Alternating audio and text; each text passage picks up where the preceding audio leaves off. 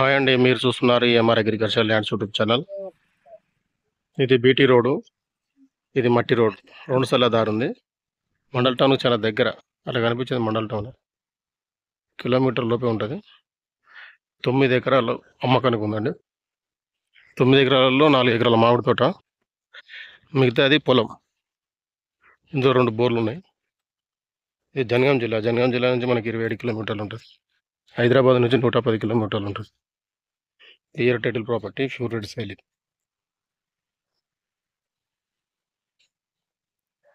బాగుంది సైట్, ఒకే లెవెల్ ఉంది.